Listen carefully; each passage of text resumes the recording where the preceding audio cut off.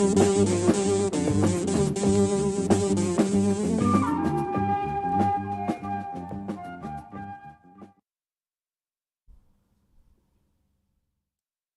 well, welcome to Simon NoChaNoMa, Simon's living room. I appear to be slowed down. I think I know what the problem is. I'm at 1080p, not 720p. I'm going to change my resolution, everybody. My resolution is to change my resolution. There we are. I'm moving much more smoothly now. Thank you. If there's anybody there, please make yourselves known. If you can hear me, I could just be talking to nobody, and I could be shortly reading stories to nobody. I was a bit late. I apologise for bringing this to you. But you know, these things happen. Busy week, work, and all that sort of thing. But yes, today I shall be reading you some Japanese stories, some fairy tales, otogi banashi.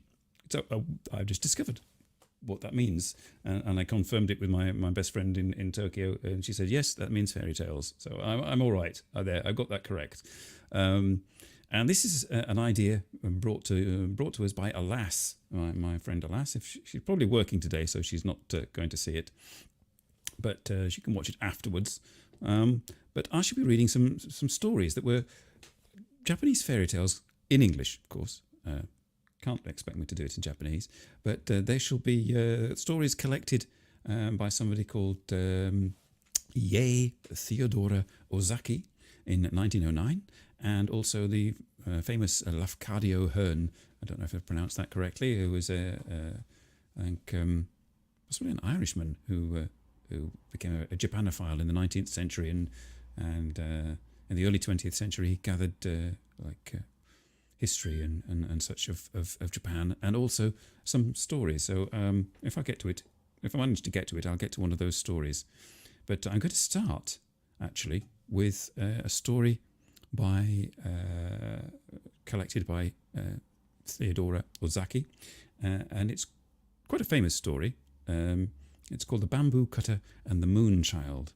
So without further ado, I shall move here and oh dear, and adjust my my green screen. My green screen is suffering. There we are. That's better. Okay. There doesn't appear to be anybody watching at the moment, but I shall start anyway, and we shall see how it goes.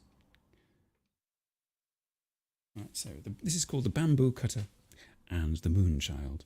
Oh, I better start this going as well. Got some background scenery of Japan going on, just for reference. Okay. If you're sitting comfortably, then I shall begin. Long, long ago, there lived an old bamboo woodcutter. He was very poor and sad also, for no child had heaven sent to cheer his old age, and in his heart there was no hope of rest from work till he died and was laid in the quiet grave. Every morning he went forth into the woods and hills, wherever the bamboo reared its lithe green plumes against the sky. When he had made his choice, he would cut down these feathers of the forest, and splitting them lengthwise, or cutting them into joints, would carry the bamboo wood home and make it into various articles for the household. And he and his old wife gained a small livelihood by selling them. One morning, as usual, he had gone out to his work, and having found a nice clump of bamboos, had set to work to cut some of them down. Suddenly, the green grove of bamboos was flooded with a bright, soft light, as if the full moon had risen over the spot. Looking round in astonishment, he saw that the brilliance was streaming from one bamboo. The old man, full of wonder, dropped his axe and went towards the light. On nearer approach, he saw that this soft splendour came from a hollow in the green bamboo stem. And still more wonderful to behold, in the midst of the brilliance stood a tiny human being, only 3 inches in height, and exquisitely beautiful in appearance. "You must be sent to be my child, for I find you here among the bamboos where lies my daily work," said the old man, and taking the little creature in his hand, he took it home to his wife to bring up. The tiny girl was so exceedingly beautiful and so small that the old woman put her into a basket to safeguard her from the least possibility of being hurt in any way. The old couple were now very happy, for it had been a lifelong regret that they had no children of their own, and with joy they now expended all the love of their old age on the little child who had come to them in so marvellous a manner. From this time on, the old man often found gold in the notches of the bamboos when he hewed them down and cut them up. Not only gold, but precious stones also, so that by degrees he became rich. He built himself a fine house and was no longer known as the poor bamboo woodcutter, but as a wealthy man. 3 months passed quickly away, and in that time the bamboo child had, wonderful to say, become a full-grown girl, so her foster parents did up her hair and dressed her in beautiful kimonos.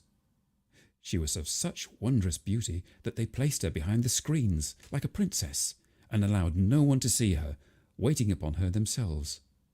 It seemed as if she were made of light, for the house was filled with a soft shining, so that even in the dark of night it was like daytime. Her presence seemed to have a benign influence on those there. Whenever the old man felt sad, he had only to look upon his foster daughter, and his sorrow vanished, and he became as happy as when he was a youth. At last the day came for the naming of their new-found child, so the old couple called in a celebrated name-giver, and he gave her the name of Princess Moonlight, because her body gave forth so much soft bright light that she might have been the daughter of the moon god. For 3 days the festival was kept up with song and dance and music. All the friends and relations of the old couple were present, and great was their enjoyment of the festivities held to celebrate the naming of Princess Moonlight. Everyone who saw her declared that there had never been anyone so lovely. All the beauties throughout the length and breadth of the land would grow pale beside her, so they said. The fame of the princess's loveliness spread far and wide, and many were the suitors who desired to win her hand, or even so much as see her. Suitors from far and near posted themselves outside the house, and made little holes in the fence in the hope of catching a glimpse of the princess as she went from one room to the other along the veranda. They stayed there day and night, sacrificing even their sleep for a chance of seeing her, but all in vain. Then they approached the house and tried to speak to the old man and his wife or some of the servants, but not even this was granted them. Still, in spite of all this disappointment, they stayed on day after day and night after night, and counted it as nothing, so great was their desire to see the princess. At last, however, most of the men, seeing how hopeless their quest was, lost heart and hope both, and returned to their homes. All except 5 knights, whose ardour and determination, instead of waning, seemed to wax greater with obstacles. These 5 men even went without their meals and took snatches of whatever they could get brought to them, so that they might always stand outside the dwelling. They stood there in all weathers, in sunshine and in rain. Sometimes they wrote letters to the princess, but no answer was vouchsafed to them. Then, when letters failed to draw any reply, they wrote poems to her, telling her of the hopeless love which kept them from sleep, from food, from rest, and even from their homes. Still, Princess Moonlight gave no sign of having received their verses. In this hopeless state, the winter passed. The snow and frost and the cold winds gradually gave place to the gentle warmth of spring. Then the summer came, and the sun burned white and scorching in the heavens above and on the earth beneath, and still these faithful knights kept watch and waited. At the end of these long months they called out to the old bamboo cutter and entreated him to have some mercy upon them and to show them the princess. But he answered only that as he was not her real father, he could not insist on her obeying him against her wishes. The 5 knights, on receiving this stern answer, returned to their several homes and pondered over the best means of touching the proud princess's heart, even so much as to grant them a hearing. They took their rosaries in hand and knelt before their household shrines and burned precious incense, praying to the Buddha to give them their heart's desire. Thus several days passed, but even so they could not rest in their homes. So again they set out for the bamboo cutter's house. This time the old man came out to see them, and they asked him to let them know if it was the princess's resolution never to see any man whatsoever, and they implored him to speak for them, and to tell her the greatness of their love, and how long they had waited through the cold of winter and the heat of summer, sleepless and roofless through all weathers, without food and without rest, in the ardent hope of winning her. And they were willing to consider this long vigil as pleasure if she would give them but one chance of pleading their cause with her. The old man lent a willing ear to their tale of love, for in his innermost heart he felt sorry for these faithful suitors, and would have liked to see his lovely foster daughter married to one of them. So he went in to Princess Moonlight, and said reverently, "Although you have always seemed to be a heavenly being, yet I have had the trouble of bringing you up as my own child, and you have been glad of the protection of my roof. Will you refuse to do as I wish?" Then Princess Moonlight replied that there was nothing she would not do for him, that she honoured and loved him as her own father, and that as for herself she could not remember the time before she came to earth. The old man listened with great joy as she spoke these dutiful words. Then he told her how anxious he was to see her safely and happily married before he died. "I am an old man, over 70 years of age, and my end may come any time now. It is necessary and right that you should see these 5 suitors and choose one of them." "Oh, why?" said the princess in distress. "Must I do this? I have no wish to marry now." "I found you," answered the old man, "many years ago, when you were a little creature, 3 inches high, in the midst of great white light. The light streamed from the bamboo in which you were hid and led me to you. So I have always thought that you were more than mortal woman. While I am alive, it is right for you to remain as you are, if you wish to do so, but some day I shall cease to be, and who will take care of you then? Therefore I pray you to meet these 5 brave men, one at a time, and make up your mind to marry one of them." Then the princess answered that he felt sure that she was not as beautiful as perhaps report made her out to be, and that even if she consented to marry any one of them, not really knowing her before, his heart might change afterwards. So, as she did not feel sure of them, even though her father told her they were worthy knights, she did not feel it wise to see them. "All you say is very reasonable," said the old man, "but what kind of men will you consent to see? I do not call these 5 men who have waited on you for months light-hearted. They have stood outside this house through the winter and the summer, often denying themselves food and sleep, so that they may win you. What more can you demand?" Then Princess Moonlight said she must make further trial of their love before she would grant their request to interview her. The 5 warriors were to prove their love by each bringing her from distant countries something that she desired to possess. That same evening the suitors arrived and began to play their flutes in turn, and to sing their self-composed songs telling of their great and tireless love. The bamboo cutter went out to them and offered them his sympathy for all they had endured and all the patience they had shown in their desire to win his foster daughter. Then he gave them her message, that she would consent to marry whosoever was successful in bringing her what she wanted. This was to teach them. The 5 all accepted the trial and thought it was an excellent plan, for it would prevent jealousy between them. Princess Moonlight then sent word to the first knight that she requested him to bring her the stone bowl which had belonged to Buddha in India. The second knight was asked to go to the mountain of Horai, said to be situated in the eastern sea, and to bring her a branch of the wonderful tree that grew on its summit. The roots of this tree were of silver, the trunk of gold, and the branches bore as fruit white jewels. The third knight was told to go to China and search for the fire rat, and to bring her its skin. The fourth knight was told to search for the dragon that carried on its head the stone radiating 5 colours, and to bring the stone to her. The fifth knight was to find the swallow which carried a shell in its stomach, and bring the shell to her. The old man thought these very hard tasks, and hesitated to carry the messages, but the princess would make no other conditions. So her commands were issued word for word to the 5 men who, when they heard what was required of them, were all disheartened and disgusted at what seemed to them the impossibility of the tasks given them, and returned to their own homes in despair. But after a time, when they thought of the princess, the love in their hearts revived for her, and they resolved to make an attempt to get what she desired of them. The first knight sent word to the princess that he was starting out that day on the quest of the Buddha's bowl, and he hoped soon to bring it to her. But he had not the courage to go all the way to India, for in those days travelling was very difficult and full of danger.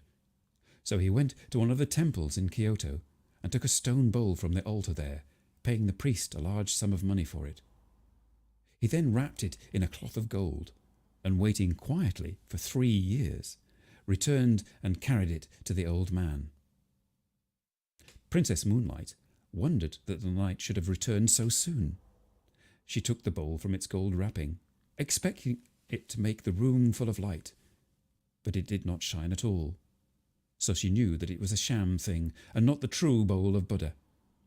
She returned it at once, and refused to see him. The knight threw the bowl away, and returned to his home in despair. He gave up now all hopes of ever winning the princess. The second knight told his parents that he needed a change of air for his health, for he was ashamed to tell them that his love for the Princess Moonlight was the real cause of his leaving them. He then left his home, at the same time sending word to the princess that he was setting out for Mount Horai in the hope of getting her a branch of the gold and silver tree which she so much wished to have. He only allowed his servants to accompany him halfway, and then sent them back. He reached the seashore and embarked on a small ship, and after sailing away for 3 days, he landed and employed several carpenters to build him a house contrived in such a way that no one could get access to it. Then he shut himself up with 6 skilled jewellers and endeavoured to make such a gold and silver branch as he thought would satisfy the princess as having come from the wonderful tree growing on Mount Horai.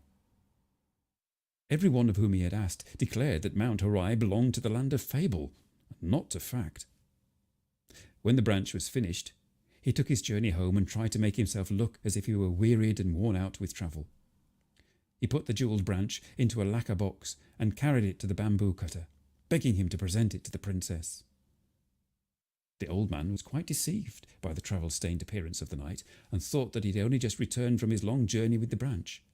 So he tried to persuade the princess to consent to see the man, but she remained silent and looked very sad. The old man began to take the branch out and praised it as a wonderful treasure to be found nowhere in the whole land. Then he spoke of the knight, how handsome and how brave he was to have undertaken a journey so remote to a place as Mount Horai. Princess Moonlight took the branch in her hand and looked at it carefully. She then told her foster parent that she knew it was impossible for the man to have obtained a branch from the gold and silver tree growing on Mount Horai so quickly or so easily, and she was sorry to say she believed it artificial. The old man went out to the expectant knight, who had now approached the house, and asked where he had found the branch. Then the man did not scruple to make up a long story. 2 years ago I took a ship and started in search of Mount Horai. After going before the wind for some time, I reached the far eastern sea, and then a great storm arose, and I was tossed about for many days, losing all count of the points of the compass, and finally we were blown ashore on an unknown island. Here I found the place inhabited by demons, who at one time threatened to kill and eat me. However, I managed to make friends with these horrible creatures, and they helped me and my sailors to repair the boat, and I set sail again. Our food gave out, and we suffered from much sickness on board. At last, on the 500th day from the day of starting, I saw far off on the horizon what looked like the peak of a mountain. On nearer approach, this proved to be an island, in the centre of which rose a high mountain. I landed, and after wandering about for 2 or 3 days, I saw a shining being coming towards me on the beach, holding in his hands a golden bowl. I went up to him and asked him if I had by good chance found the island of Mount Horai, and he answered, "Yes, this is Mount Horai." With much difficulty I climbed to the summit. Here stood the golden tree growing with silver roots in the ground. The wonders of that strange land are many. If I began to tell you about them, I could never stop. In spite of my wish to stay there long, on breaking off the branch I hurried back. With the utmost speed it has taken me 400 days to get back. As you see, my clothes are still damp from exposure on the long sea voyage. I have not even waited to change my raiment, so anxious was I to bring the branch to the princess quickly." Just at this moment, the 6 jewellers who had been employed on the making of the branch, but not yet paid by the knight, arrived at the house and sent in a petition to the princess to be paid for their labour. They said that they had worked for over 1,000 days making the branch of gold with its silver twigs and its jewelled fruit, and that was now presented to her by the knight, but as yet they had received nothing in payment. So this knight's deception was thus found out, and the princess, glad of an escape from one more importunate suitor, was only too pleased to send back the branch. She called in the workmen and had them paid liberally, and they went away happy. But on the way home they were overtaken by the disappointed man, who beat them till they were nearly dead for letting out the secret, and they barely escaped with their lives.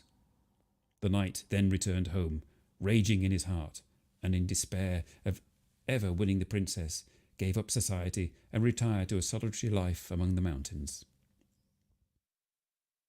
Now the third knight had a friend in China, so he wrote to him to get the skin of the fire rat. The virtue of any part of this animal was that no fire could harm it. He promised his friend any amount of money he liked to ask, if only he could get him the desired article. As soon as the news came that the ship on which his friend had sailed home had come into port, he rode 7 days on horseback to meet him. He handed his friend a large sum of money and received the fire rat's skin. When he reached home, he put it carefully in a box and sent it to the princess while he waited outside for her answer. The bamboo cutter took the box from the knight, and as usual carried it in to her and tried to coax her to see the knight at once. But Princess Moonlight refused, saying that she must first put the skin to test by putting it into the fire. If it were the real thing, it would not burn. So she took off the crepe wrapper and opened the box, and then threw the skin into the fire. The skin crackled and burnt up at once, and the princess knew that this man had also not fulfilled his word. So the third night failed also. Now the fourth night was no more enterprising than the rest. Instead of starting out on the quest of the dragon bearing on its head the 5-coloured radiating jewel, he called all his servants together and gave them the order to seek for it far and wide in Japan and in China, and he strictly forbade any of them to return till he had found it. His numerous retainers and servants started out in different directions, with no intention, however, of obeying what they had considered an impossible order. They simply took a holiday, went to pleasant country places together, and grumbled at their master's unreasonableness. The knight, meanwhile, thinking that his retainers could not fail to find the jewel, repaired to his house and fitted it up beautifully for the reception of the princess. He felt so sure of winning her. 1 year passed away in his weary waiting, and still his men did not return with the dragon jewel. The knight became desperate. He could wait no longer, so taking with him only 2 men he hired a ship and commanded the captain to go in search of the dragon. The captain and the sailors refused to undertake what they said was such an absurd search, but the knight compelled them at last to put out to sea. When they had been but a few days out, they encountered a great storm, which lasted so long, but by the time its fury abated, the knight had determined to give up the hunt of the dragon. They were at last blown on shore, for navigation was primitive in those days. Worn out with his travels and anxiety, the fourth suitor gave himself up to rest. He had caught a very heavy cold and had to go to bed with a swollen face. The governor of the place, hearing of his plight, sent messages with a letter inviting him to his house. While he was there thinking over all his troubles, his love for the princess turned to anger, and he blamed her for all the hardships he had undergone. He thought that it was quite probable she had wished to kill him so that she might be rid of him, and in order to carry out her wish, she had sent him upon his impossible quest. At this point, all the servants he had sent out to find the jewel came to see him, and were surprised to find praise instead of displeasure awaiting them. Their master told them that he was heartily sick of adventure, and said that he never intended to go near the princess's house again in the future. Like all the rest, the fifth night failed in his quest. He could not find the swallow's shell. By this time, the fame of Princess Moonlight's beauty had reached the ears of the emperor, and he sent one of the court ladies to see if she were really as lovely as report said. If so, he would summon her to the palace and make her one of the ladies in waiting. When the court lady arrived, in spite of her father's entreaties, Princess Moonlight refused to see her. The imperial messenger insisted, saying it was the emperor's order. Then Princess Moonlight told the old man that if she was forced to go to the palace in obedience of the emperor's order, she would vanish from the earth. When the emperor was told of her persistence in refusing to obey his summons, and that, if pressed to obey, she would disappear altogether from sight, he determined to go and see her herself. So he planned to go on a hunting excursion in the neighbourhood of the bamboo cutter's house and see the princess himself. He sent word to the old man of his intention, and he received consent to the scheme. The next day the emperor set out with his retinue, which he soon managed to outride. He found the bamboo cutter's house and dismounted. When he entered the house, he went straight to where the princess was sitting with her attendant maidens. Never had he seen anyone so wonderfully beautiful, and he could not but look at her, for she was more lovely than any human being as she shone in her own soft radiance. When Princess Moonlight became aware that a stranger was looking at her, she tried to escape from the room, but the emperor caught her and begged her to listen to what he had to say. Her only answer was to hide her face in her sleeves. The emperor fell deeply in love with her and begged her to come to the court, where he would give her a position of honour and everything she could wish for. He was about to send for one of the imperial palanquins to take her back with him at once, saying that her grace and beauty should adorn the court and not be hidden in a bamboo cutter's cottage. But the princess stopped him. She said that if she were forced to go to the palace, she would turn at once into a shadow, and even as she spoke, she began to lose her form. Her figure faded from his sight while he looked. The emperor then promised to leave her free if only she would resume her former shape, which she did. It was now time for him to return, for his retinue began wondering what had happened to him. So he bade her goodbye and left the house with a sad heart. Princess Moonlight was for him the most beautiful woman in the world. All the others were dark beside her, and he thought of her night and day.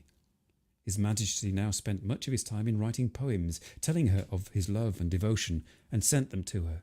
And though she refused to see him again, she answered with many verses of her own composing, which she told him gently and kindly that she could never marry anyone on this earth. These little songs always gave him pleasure. At this time, her foster parents noticed that night after night, the princess would sit on her balcony and gaze for hours at the moon in a spirit of the deepest dejection, ending always in a burst of tears. One night the old man found her thus weeping as if her heart were broken, and he besought her to tell him the reason for her sorrow. With many tears she told him that she had guessed rightly when he supposed her not to belong to this world, that she had in truth come from the moon, and that her time on earth would soon be over.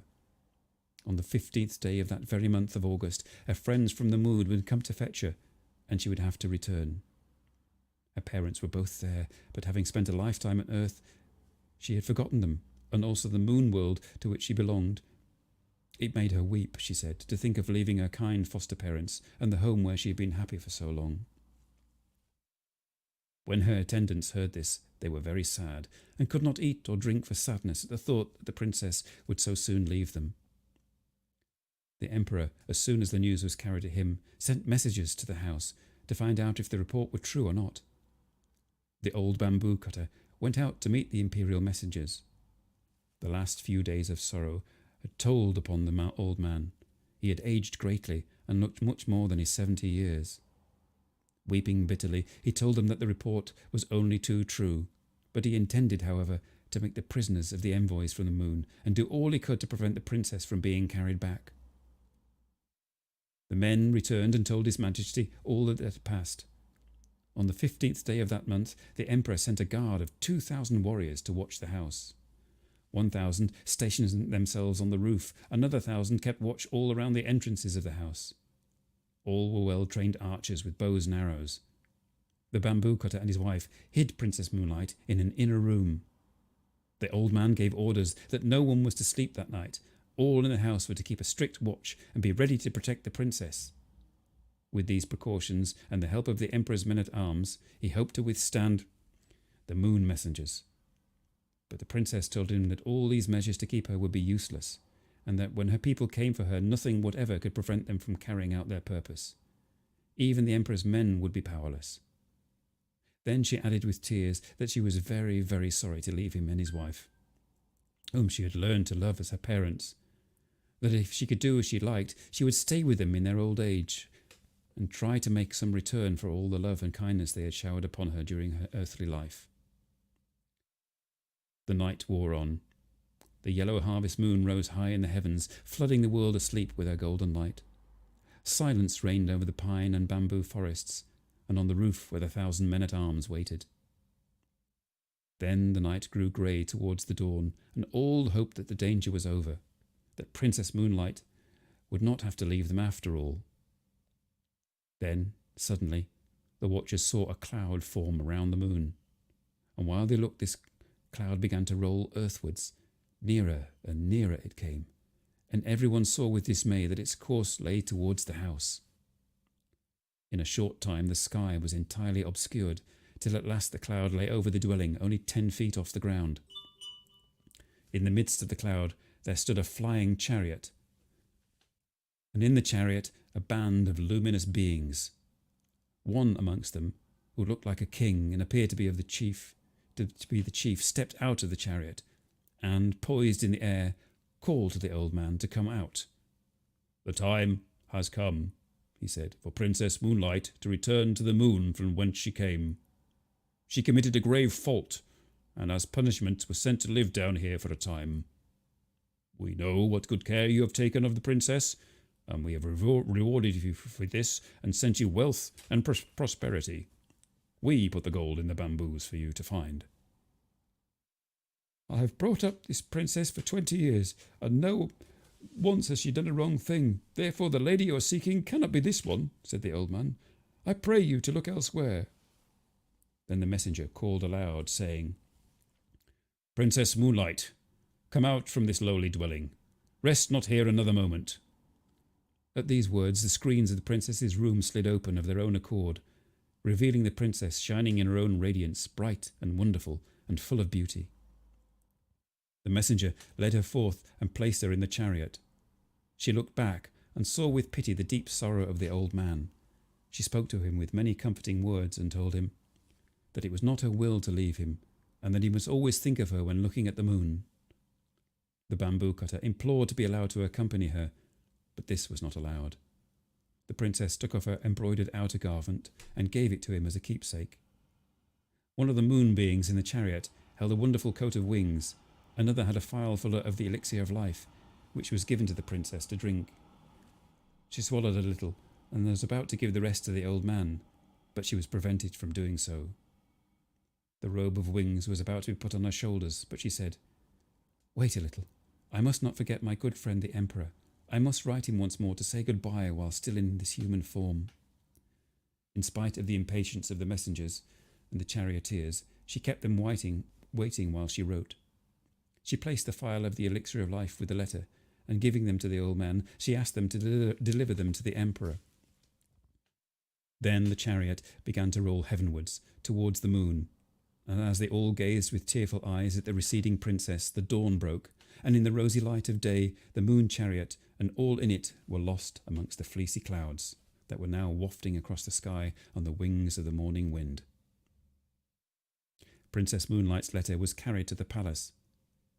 His Majesty was afraid to touch the elixir of life, so he sent it with the letter to the top of the most sacred mountain in the land, Mount Fuji, and there the royal emissaries burned it on the summit at sunrise. So to this day people say there is smoke to be seen rising from the top of Mount Fuji up to the clouds. And that was the end of the story of the woodcutter, bamboo cutter, and Princess Moonlight. So, would anybody like another story? So, there's only 2 people watching. Perhaps people watching afterwards enjoyed that story. If there's anybody now watching and would like to have another story, I shall have a look. I don't know how long it's going to last. Let's have a look. Tragic. Yes, it's very tragic. It's Japanese. Seems to be a common thing. Tragic stories in Japanese. I'm just lacking. I might read Momotaro, the Peach Boy, because my friend in Tokyo said that was funny. Let's have a look.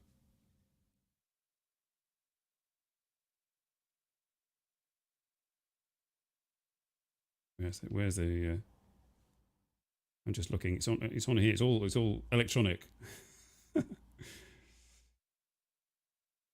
I have one with the ones by Lafcadio. Hearn are a bit right. Preface.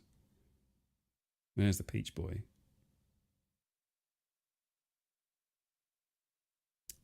Bear with me. Oh, here we go. Right. Golden Boy, Bamboo Cutter.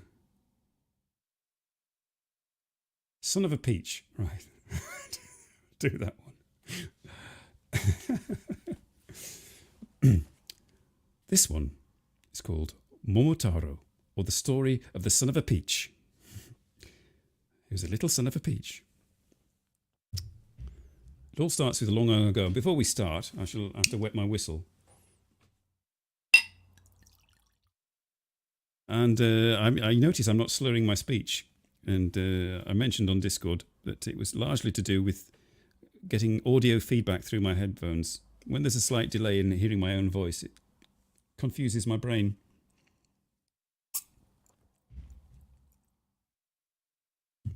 Absolutely nothing to do with a glass of wine or two.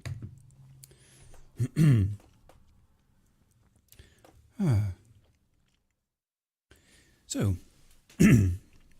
let's just adjust my lighting. It's a bit getting darker outside.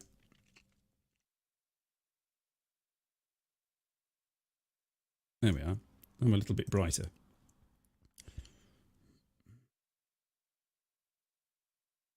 So the next story... Oh, hang on.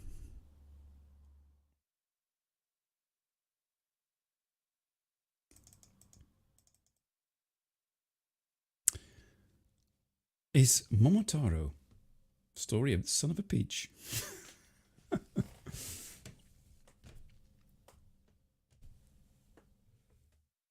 Never. I'm used to doing the show with wine. Yes, it helps. I did read it was quite technical. What I read, it was something to do with various like areas in the brain that you pre-store what you're going to say.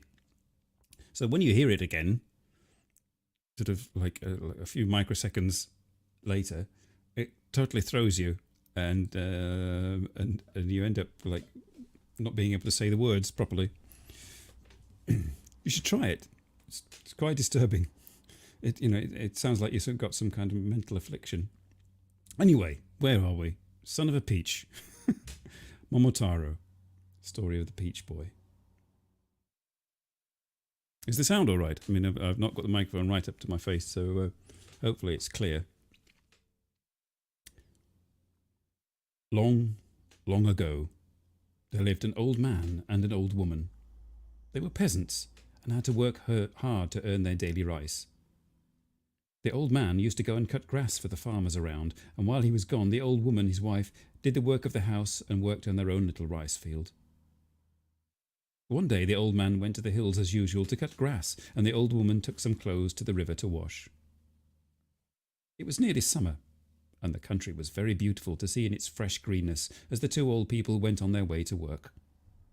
The grass on the banks of the river looked like emerald velvet, and the pussy willows along the edge of the water were shaking out their soft tassels. The breezes blew and ruffled the smooth surface of the water into wavelets, and passing untouched the cheeks of the old couple, who for some reason they could not explain, felt very happy that morning.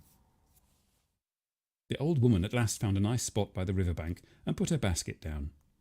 Then she set to work to wash the clothes. She took them one by one out of the basket and washed them in the river, and rubbed them on the stones. The water was clear as crystal, and she could see the tiny fish swimming to and fro and the pebbles at the bottom. As she was busy washing her clothes, a great peach came bumping down the stream. The old woman looked up from her work and saw this large peach.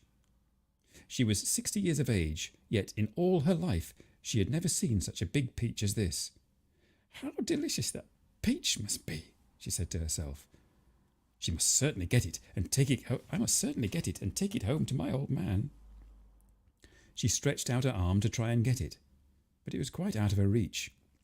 She looked about for a stick, but there was not one to be seen, and when she went to look for one, she would lose the peach. Stopping for a moment to think what she would do, she remembered an old charm verse. Now she began to clap her hands and keep time to the rolling of the peach down the stream, and while she clapped, she sang this song. Distant water is bitter, the near water is sweet. Pass by the distant water, and come into the sweet. Strange to say, as soon as she began to repeat this little song, the peach began to come nearer and nearer the bank where the old woman was standing, till at last it stopped just a few feet in front of her, so that she was able to take it up in her hands. The old woman was delighted. She could not go on with her work, so happy and excited she was, so she put all the clothes back in her bamboo basket, and then with the basket on her back and the peach in her hand, she hurried homewards. It seemed a very long time to her to wait till her husband returned. The old man at last came back as the sun was setting, with a big bundle of grass on his back. So big that he was almost hidden, and she could hardly see him. He seemed very tired, and used the scythe for a walking stick, leaning on it as he walked along. As soon as the old woman saw him, she called out, "Oh, Fee-san! I have been waiting for you to come home for such a long time today." "What is the matter? Why are you so impatient?" asked the old man, wondering at her unusual eagerness. "Has anything happened while I was been away?" "Oh, no," answered the old woman. "Nothing has happened. Only I have found a nice present for you." "That's good," said the old man. Then he washed his feet in a basin of water and stepped up to the veranda. The old woman now ran into the little room and brought out from the cupboard the big peach. It felt heavier than before. She held it up to him, saying, "Just look at this! Did you ever see such a large peach in all your life?" When the old man looked at the peach, he was greatly astonished and said, "This is indeed the largest peach I have ever seen. Wherever did you buy it?" "I did not buy it," answered the old woman. "I found it in the river where I was washing." And she told him the whole story. "I am very glad that you have found it. Let us eat it now, for I am hungry," said the old Fee-san. He brought out the kitchen knife, and placing the peach on a board, he was about to cut it, when, wonderful to tell, the peach split in two of itself, and a clear voice said, "Wait a bit, old man," and out stepped a beautiful little child. The old man and his wife were both so astonished at what they saw that they fell to the ground. The child spoke again. "Don't be afraid. I am no demon or fairy. I will tell you the truth. Heaven has had compassion on you. Every day and every night you have lamented that you had no child. Your cry has been heard, and I am sent to be the son of your old age." On hearing this, the old man and his wife were very happy.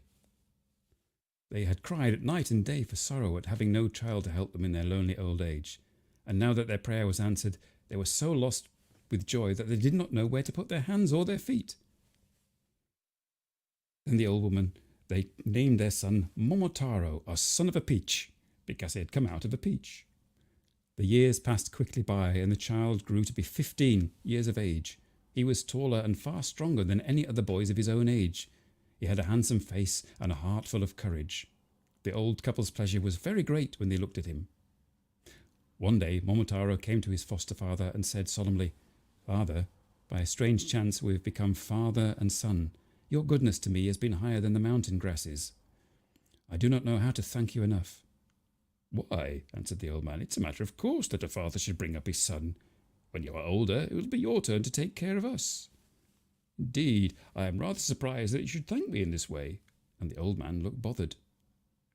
"I hope you will be patient with me," said Momotaro, "but before I begin to pay back your goodness to me, I have a request to make, which I hope you will grant me above everything else." "I will let you do whatever you wish, for you are quite different to all other boys." "Then let me go away at once." "What do you say? Do you wish to leave your old father and mother and go away from your old home?" "I will surely come back again, if you let me go now." "Where are you going?" "You must think it strange that I want to go away," said Momotaro, "because I have not yet told you my reason. Far away from here, to the northeast of Japan, there is an island in the sea. This island is the stronghold of a band of devils. I have often heard how they invade this land, kill and rob the people, and carry off all they can find. They are not only very wicked, but they are disloyal to our emperor and disobey his laws. They are also cannibals. These devils are very hateful beings. I must go and conquer them and bring back all the plunder of which they have robbed this land." The old man was much surprised at hearing all this from a mere boy of 15. He thought it best to let the boy go. He was strong and fearless, and besides all this, the old man knew he was no common child. "All you say is very interesting, Momotaro," said the old man. "I will not hinder you in your determination. You may go if you wish." "Thank you for all your kindness," said Momotaro, and began to get ready to go that very day. The old man and woman at once set to work to pound rice in the kitchen mortar to make cakes for Momotaro to take with him on his journey. Parting is always sad. So it was now. The eyes of the two old people were filled with tears, and their voices trembled as they said, "Go with all care and speed. We expect you back victorious." Momotaro was very sorry to leave his old parents, and he thought of how lonely they would be while he was away, but he said, "Goodbye," quite bravely. "I'm going now. Take good care of yourselves while I'm away. Goodbye." And he stepped quickly out of the house. Momotaro now hurried on his way till it was midday. He began to feel hungry, so he opened his bag and took out one of the rice cakes and sat down under a tree by the side of the road to eat it. While he was thus having his lunch, a dog, almost large as a colt, came running out of the high grass. He made straight for Momotaro and showed his teeth and said in a fierce way, "You are a rude man to pass my field without asking permission first. If you leave me all the cakes you have in your bag, you may go. Otherwise I will bite you and I'll kill you." Momotaro only laughed scornfully. "What is that you're saying? Do you know who I am? I'm Momotaro, and I'm on my way to subdue the devils in their island stronghold to the northeast of Japan. If you try to stop me on my way there, I will cut you in two, from the head downwards." The dog's manner at once changed. His tail dropped between his legs, and coming near, he bowed so low that his forehead touched the ground. "What do I hear? The name of Momotaro? Are you indeed Momotaro? I have often heard of your great strength. Will you please pardon my rudeness?" "I think I can take you with me if you wish to go," said Momotaro. "Thank you," said the dog. "By the way, I'm very hungry. Will you give me one of the cakes you're carrying?" "This is the best kind of cake there is in Japan," said Momotaro. "I cannot spare you a whole one. I'll give you half of one." "Thank you very much," said the dog, taking the piece thrown to him. Then Momotaro got up and the dog followed. For a long time they walked over the hills and through the valleys. As they were going along, an animal came down from a tree a little ahead of them. The creature soon came up to Momotaro. "Good morning, Momotaro. You are welcome in this part of the country. Will you allow me to go with you?" The dog answered jealously. "Momotaro already has a dog to accompany him. What use is a monkey like you in battle? We're on our way to fight devils. Get away!" The dog and the monkey began to quarrel and bite, for these two animals always hate each other. "Now, don't quarrel," said Momotaro. "Wait a moment, dog. It is not at all dignified for you to have such a creature as that following you," said the dog. "What do you know about it?" said Momotaro. He spoke to the monkey. "Who are you?" "I'm a monkey living in these hills," replied the monkey. "I heard of your expedition to the island of the devils, and I have come to go with you." "Do you really wish to go to the island of the devils and fight with me?" "Yes, sir," replied the monkey. "I admire your courage," said Momotaro. "Here is a piece of one of my fine rice cakes. Come along." So the monkey joined Momotaro. The dog and the monkey did not get on well together. They were always snapping at each other as they went along, and always wanting to have a fight. This made Momotaro very cross, and at last he sent the dog on ahead with a flag, and put the monkey behind him with a sword, and he placed himself between them with a war fan, which is made of iron. By and by they came to a large field. Here a bird flew down and alighted on the ground just in front of the little party. It was the most beautiful bird Momotaro had ever seen. The dog at once ran at the bird and tried to seize and kill it, but the bird struck out its spurs and flew at the dog's tail, and the fight went hard with both. Momotaro, as he looked on, could not help admiring the bird. It showed much spirit in the fight. Momotaro went up to the two combatants, holding the dog back, and said to the bird, "You rascal, you're hindering my journey. Surrender at once, and I will take you with me." Then the bird surrendered at once, and begged to be taken into Momotaro's company. "It is very generous of you to pardon my rudeness and to take me with you. Please allow me to follow you behind the dog and the monkey." "I congratulate you on surrendering so soon," said Momotaro, smiling. "Come and join us in our raid on the devils." Then Momotaro stood and gave this order. Now all of you must listen to me. The first thing necessary in an harmony is harmony. It is a wise saying which says that advantage on earth is better than advantage in heaven. Uniting amongst ourselves is better than any earthly gain. When we are not at peace amongst ourselves, it is no easy thing to subdue an enemy. From now, you three, the dog, the monkey, and the pheasant, must be friends with one mind.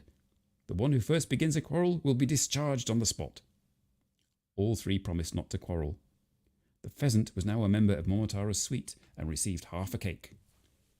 Momotaro's influence was so great that the three became good friends and hurried onwards with him as their leader.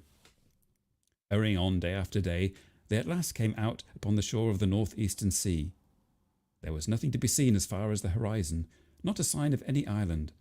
All that broke the stillness was the rolling of the waves upon the shore.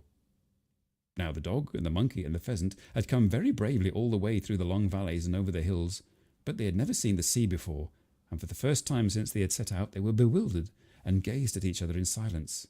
How were they to cross the water and get to the island of the devils? Momotaro soon saw that they were daunted by the sight of the sea, and to try them he spoke loudly and roughly. "Why do you hesitate? Are you afraid of the sea? Oh, what cowards you are! I'll discharge you all at once." The three animals were taken aback at this sharp reproof, and clung to Momotaro's sleeve, begging him not to send them away. "Please, Momotaro," said the dog. "We have come thus far," said the monkey. "It is inhuman to leave us here," said the pheasant. "We are not at all afraid of the sea," said the monkey again. "Please do take us with you," said the pheasant. "Do, please," said the dog. Then they had now gained a little courage, so Momotaro said, "Well then, I will take you with me, but be careful." Momotaro now got a small ship, and they all got on board. The wind and weather were fair, and the ship went like an arrow over the sea. Every day they paced the deck of their little ship, eagerly looking out for the demon's island. When they grew tired of this, they told each other stories of all their exploits of which they were proud, and then played games together. And Momotaro found much to amuse him in listening to the three animals and watching their antics. He longed to be at work killing the monsters who had done him much harm to his country. As the wind blew in their favour and they met no storms, the ship made a quick voyage, and one day when the sun was shining brightly, a sight of land rewarded the four watchers at the bow. Momotaro knew at once that what they saw was the devil's stronghold. On top of the precipitous shore, looking out to sea, was a large castle. Now that his enterprise was close at hand, he was deep in thought with his head leaning on his hands, wondering how he should begin the attack. His three followers watched him, waiting for orders. At last he called to the pheasant. "It is a great advantage for us to have you with us," said Momotaro to the bird, "for you have good wings. Fly at once to the castle and engage the demons to fight. We will follow you." The pheasant at once obeyed. He flew off from the ship, beating the air gladly with his wings. The bird soon reached the island and took up his position on the roof in the middle of the castle, calling out loudly, "All you devils, listen to me! The great Japanese General Momotaro has come to fight you and to take your stronghold. If you do not surrender at once, but make up your mind to fight, we, the pheasant, the dog, and the monkey, will kill you all by biting and tearing you to death." The horned demons, looking up and only seeing a pheasant, laughed and said, "Whoa, pheasant! Indeed, it is ridiculous to hear such words from a mean thing like you. Where did he get a block for one of our iron bars?" Very angry indeed were the devils. They shook their horns and their shocks of red hair fiercely and rushed out to put on tiger-skin trousers to make themselves look more terrible. Then they brought out great iron bars and ran to where the pheasant perched over their heads and tried to knock him down. In the meantime, Momotaro had brought his ship to land.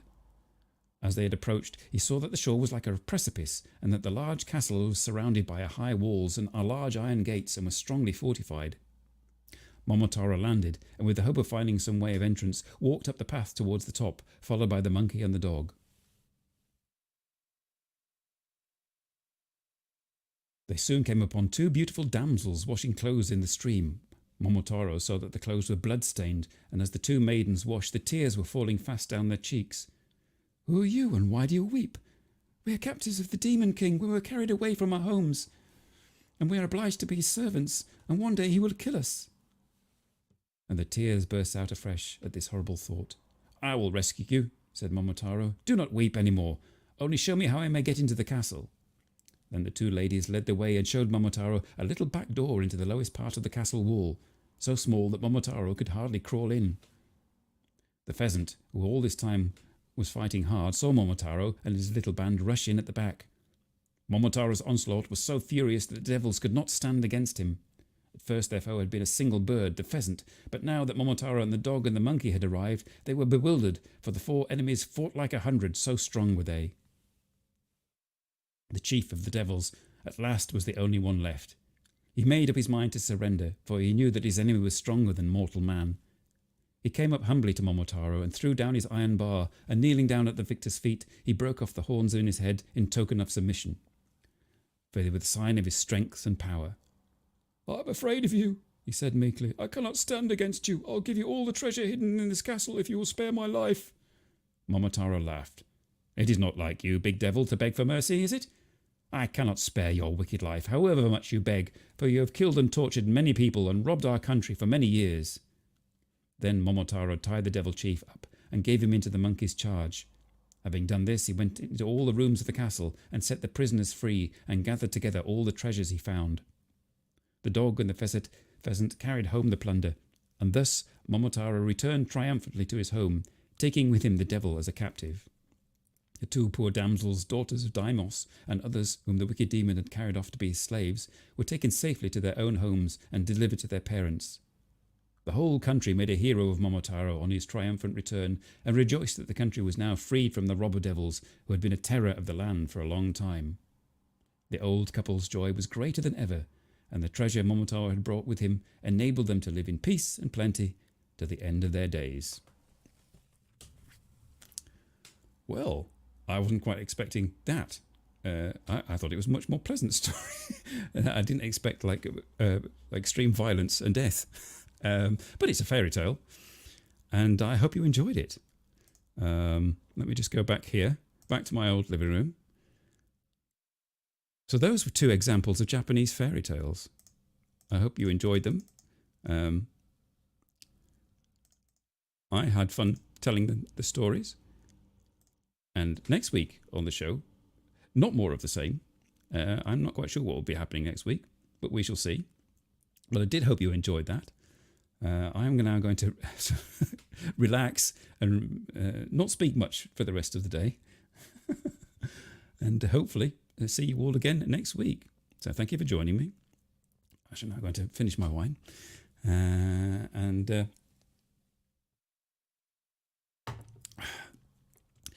open the window because it's very warm in here. Right, everybody watching now, everybody watching after the event, I hope you enjoyed this. And I shall see you all again next week. Bye for now.